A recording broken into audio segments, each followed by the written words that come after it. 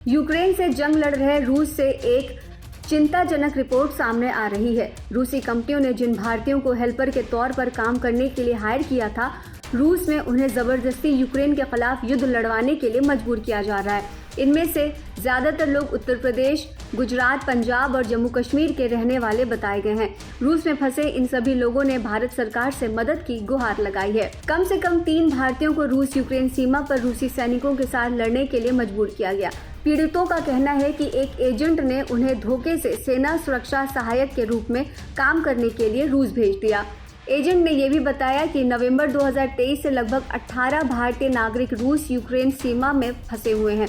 ये लोग Mariupol, Kharkiv, डोनेत्स्क, Rostov-on-don में फंसे हुए हैं। ये भी कहा जा रहा है कि युद्ध के दौरान एक भारतीय नागरिक की मौत भी हो गई है। रूस और यूक्रेन के बीच पिछले 2 सालों से लगातार जंग जारी है। 2022 में कुछ भारतीय वॉलंटियर्स ने रूसी सेना से लड़ने के लिए बनाई गई अंतर्राष्ट्रीय लीगन में शामिल होने के लिए स्वेच्छा से भाग लिया था, लेकिन रूसी सेना में भारतीय नागरिकों की मौजूदगी की जानकारी पहली बार देश को मिल रही है। रूस में फंसा एक भारतीय नागरिक हैदराबाद का रहने वाला है।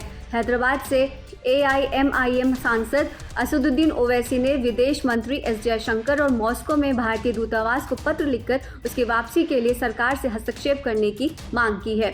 रूस में फंसे यूपी के एक युवक ने बताया कि 12 नवंबर को हमें 2 भारतीय एजेंट ने रिसीव किया। 13 नवंबर को हमें एक कैंप में भर्ती किया गया और फिर मॉस्को से 2.5 घंटे की दूरी पर स्थित एक सुनसान जगह पर ले जाया गया। हमने भारतीय एजेंट से संपर्क करने की कोशिश की, लेकिन उसने हमें झूठा आश्वासन दिया कि हमें हेल्पर्स के तौर पर रखा जाएगा, पर हमें टेंट में हथियार चलाने का प्रशिक्षण दिया जाने लगा। फिर 4 जनवरी को हमें रूस के डोनेत्स्क में जंग लड़ने के लिए भेज दिया गया।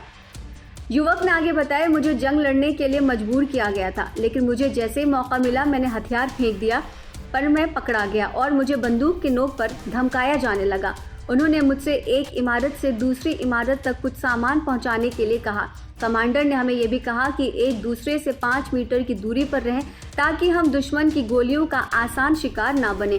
छोटी सी दूरी तय करने में ही हमें करीब 7 से 8 गोलियों का सामना करना पड़ा। हमारे साथ जा रहा एक लोकल भी मारा गया। आखिरकार 22 जनवरी को मैं भागने में कामयाब रहा और अपना इलाज कराने के लिए एक अस्पताल में भर्ती हो गया। पीड़ित व्यक्ति ने बताया कि मैं कई दिनों तक बिना फोन के रहा। युद्ध क्षेत्र से भागने के बाद मैंने कई बार अपने घर वालों से संपर्क साधने की कोशिश की। रूस में भारतीय दूतावास से मैंने कई बार अपील की, लेकिन कोई मदद नहीं मिली। मेरे पास पर्याप्त दस्तावेज नहीं थे और ना ही पैसे। सरकार भी हमारी मदद नहीं कर रही है। रूस में इन भारतीयों को रिसीव करने वाले एक एजेंट ने बताया कि ये लोग भारत के अलग अलग राज्यों से हैं और अगर सरकार जल्द कुछ कदम नहीं उठाती तो इनकी जान को खतरा हो सकता है। एजेंट का कहना है कि उन्हें रूस में आर्मी हेल्पर्स की नौकरी ऑफर की गई थी। उनसे कहा गया था कि उन्हें 3 महीनों तक ट्रेनिंग दी जाएगी और कुछ सामान्य टेस्ट किए जाएंगे। उनसे किचन हेल्पर्स या इसी तरह से दूसरे कुछ काम कराए जाएंगे, लेकिन 1 महीना बीतने के बाद उनके पासपोर्ट्स छीन लिए गए और उन्हें यूक्रेन के खिलाफ रूस की तरफ से लड़ने के लिए मजबूर किया गया। कई दूसरे देशों के लोग भी यहाँ इसी तरह से फंसे हुए हैं। सांसद असदुद्दीन ओवैसी ने भारत के विदेश मंत्री S जयशंकर और मॉस्को स्थित भारतीय दूतावास को पत्र लिखकर रूस में फंसे 3 भारतीय नागरिकों को वापस लाने की मदद की अपील की है। ओवैसी ने अपने पत्र में लिखा कि तीनों भारतीय नागरिकों से पिछले 25 दिनों से संपर्क नहीं हो पा रहा है, जिससे उनके परिवार वाले परेशान हैं। उनके परिवार वाले उनकी सुरक्षित देश वापसी कराने की गुहार लगा रहे हैं।